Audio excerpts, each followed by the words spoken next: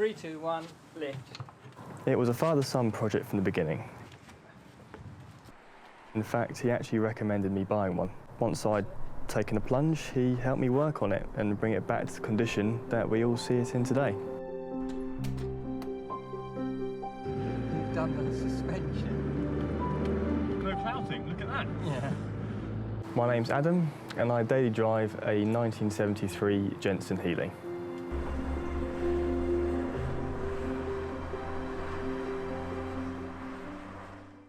Why a Jensen Healey? My dad had one when he was about my age, being 25. I grew up around it, gained loads of interest in it, and decided from that age that I wanted to have a classic car and use it as much as I could. My first choice didn't quite pan out.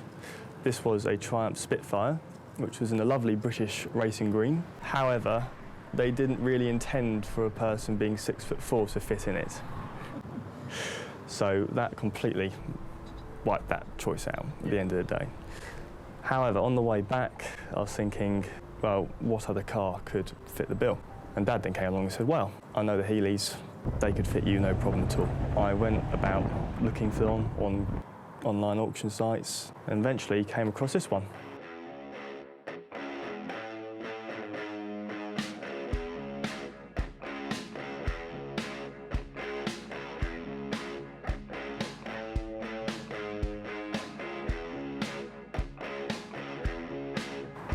So when the day came along to go and view this car, as we drove up there, it was just sitting on the driveway. It got me all excited, shall we say, and really, really enthusiastic. We had a look over it, particularly with Dad's eyes, since he'd had experience with these cars before. Thankfully, he gave it the once over. The price was negotiated and it was sold, and my first car.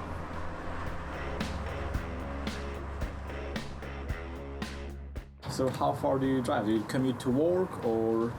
Yep, I commute every day to work and back. That's about 200 miles a week, and then plus how much I use it on the weekend. So it gets used, but as I intended it to be. How much miles have you put on it in the first year? First year, 12,000. Do you often drive the top down or? It depends what the weather is. Okay.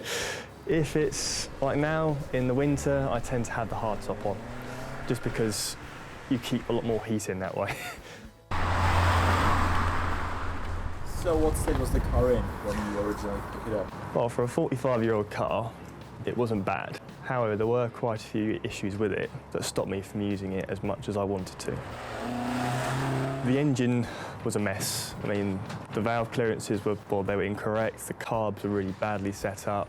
That took quite a lot of time to fix, to put back to factory standards. On top of that, the bottom end was knackered and as a result burned loads and loads of oil. I was pretty much topping the sump up every time I filled it up with petrol.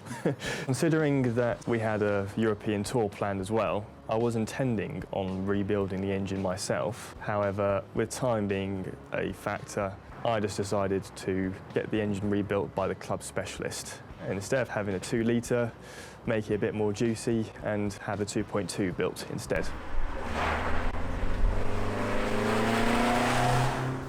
How much power does a 2.2 give you? Standard 2.2 that he makes around 170. You can go for more, but at the end of the day, you put a lot more strain on all the components like the gearbox, the rear axle, so on and so forth. How quick is it at 170 horses? Well, flooring it on the Autobahn, which was bloody good fun, I got to about 125 miles an hour reading off the sat-nav. However, I reckon it can do more.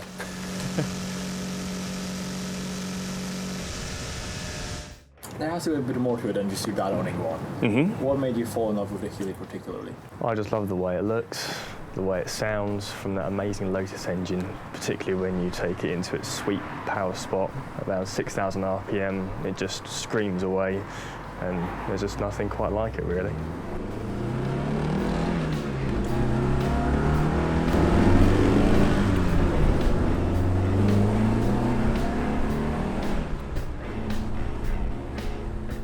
So you went on a bit of a trip of this thing. I did. A trip that most people will be afraid to do in, sort of modern car.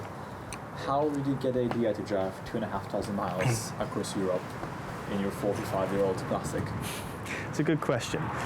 The trip is organised by the Jensen Motors Club, the Dutch lot to be precise. This usually takes place over October. Dad signed us up in March, which was about 6 months after buying this. So that gave us a bit of a deadline to stick to. The trip consisted of driving, as you say, 2,500 miles. That was across Europe. This was through the Netherlands with the Dutch weekend. Then there was a further weekend, or the next weekend, and that took place over in Geneva, where they also were planning for us to pitch at the classic car show there. But, I mean, in terms of the actual motoring experience, we also went up the mountain passes known as the Furka and the Grimsel Pass. These were just amazing roads to go up, particularly when there's no one else on them, no one to catch you going a little bit above the speed limit, as we may well have done. But yeah, it was just a superb experience. And again, like the Autobahn, probably my favourite stretch of road. You can just absolutely floor it and just see how fast that engine can take you along. It's probably one of the best holidays I've had. Not just because of all the people you meet, but because of all the work that went into the car to get it to that stage of reliability, ultimately. Oh, that was good fun. Bloody hell. If Jensen was a person, Healey was a person, how would you describe them? What sort of character is it? Spontaneous, charismatic, ambitious, most so. I mean, it's the sort of car that just leaves you laying awake at night in pure excitement about the drive next day.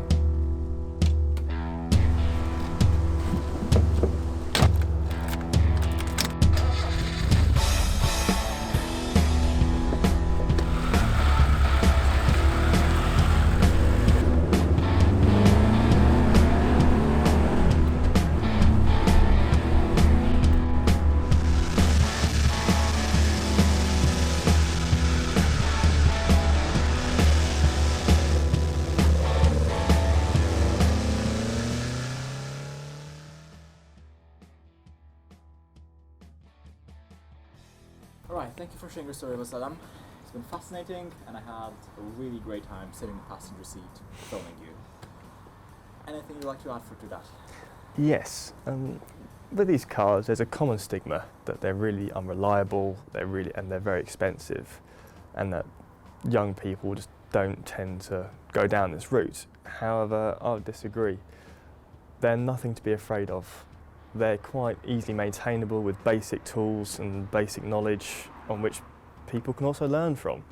And with that, you can have a really, really good time in them. It was a great pleasure meeting with you. It's not a problem. Learning about your car. I hope you see more of it in the future. Absolutely. Thanks. No problem.